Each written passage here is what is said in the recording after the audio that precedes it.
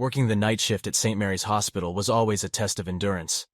The sterile smell of antiseptic, the harsh glow of fluorescent lights, and the quiet hum of machines were my constant companions. The hospital, with its long corridors and countless rooms, had a certain quiet charm at night.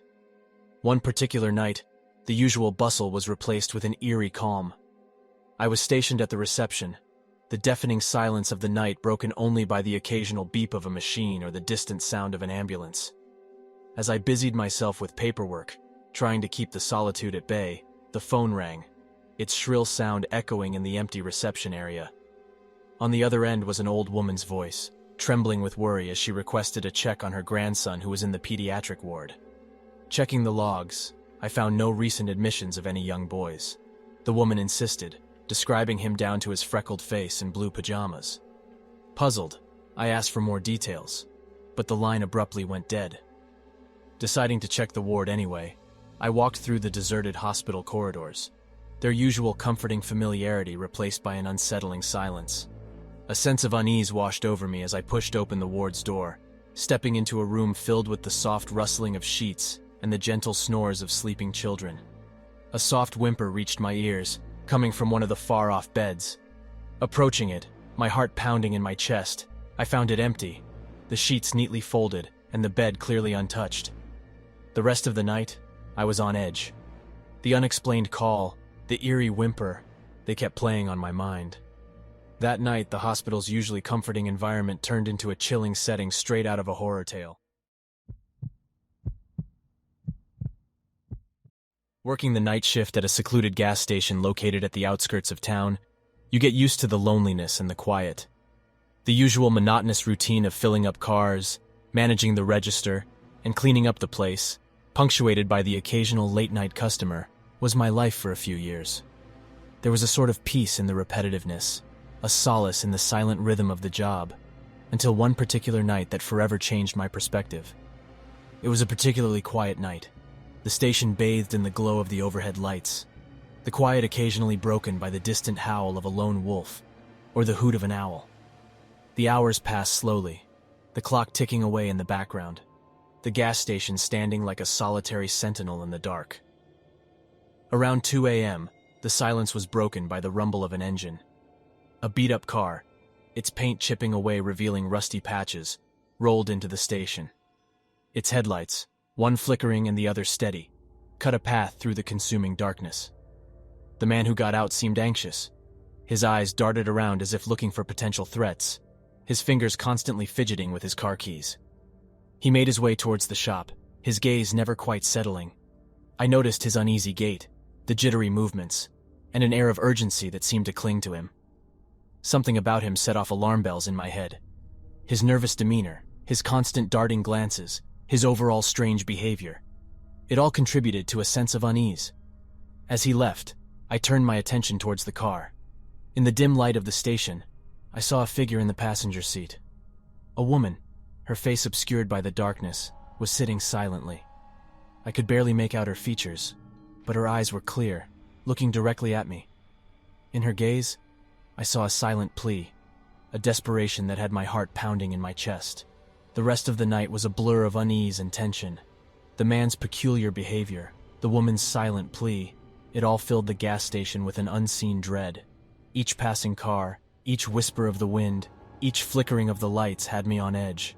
That night, the usual peace of the gas station was replaced with a sense of foreboding, transforming it into a scene of a chilling thriller, the mystery of the couple leaving me with an unforgettable chill. Working as a night guard at the City Museum, I'd grown used to the quiet and solitude. The silent displays and artifacts that filled each room were my only company. Each exhibit held stories of a different era, frozen in time for the world to see. The grand paintings, ancient sculptures, and historic artifacts were my companions through the long, lonely nights. One particular night, as I made my rounds, the familiar comfort of silence was replaced by a faint rustling, like the flutter of fabric. It seemed to be coming from the Egyptian exhibit, a room filled with ancient artifacts and life-sized mannequins dressed in traditional attire. Intrigued and cautious, I walked towards the sound, my flashlight cutting through the looming darkness. As I stepped into the room, My flashlight beam landed on a figure standing in the middle of the room. I froze in place, a chill running down my spine. A mannequin, dressed as an Egyptian pharaoh, had moved from its display case and now stood at an eerie stillness. It was the very same mannequin that had always been behind the glass, its regal garb untouched and its pose unchanged, except it was now several feet from where it should be. Disbelieving, I looked back at the display case, only to find it empty. A chill ran down my spine, turning the room colder than it had been. The rest of the night passed in a haze of fear and confusion. Each creak of the old building, each flicker of my flashlight, each shadow in the corner of my eye had me on high alert. That night, the museum's usually comforting and history-filled halls turned into a haunt of the unexplained, leaving me with a night shift story that I'd never forget. Working night shifts in the vast logistics warehouse was often a mundane task. The work involved endless inventory checks, updates, and managing the massive array of goods.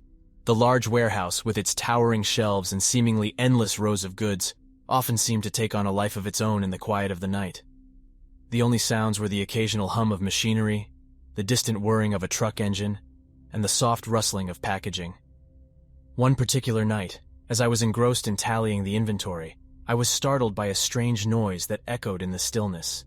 It was a soft, muffled whisper, seemingly coming from one of the distant aisles. Dropping my clipboard in surprise, I ventured towards the source of the sound. As I made my way between the towering shelves, the whispering grew louder, filling the silent warehouse with an eerie soundtrack. Turning the corner, I stopped in my tracks, my heart pounding in my chest. A box that had been securely placed on one of the higher shelves was now on the floor, its contents spilling out onto the concrete. It was as if someone, or something, had pushed it. Bending down to pick up the scattered goods, the whispering sound returned. It was louder now, closer, like a breath against my ear. A cold shiver ran down my spine as I stood up, turning around in a frantic search for the source. But there was nothing. The rest of the night, I was on edge. The echo of the eerie whispers and the inexplicable moving box were constant reminders of the unusual incidents. That night, the usually mundane warehouse transformed into a scene from a horror story, turning my ordinary night shift into a chilling experience.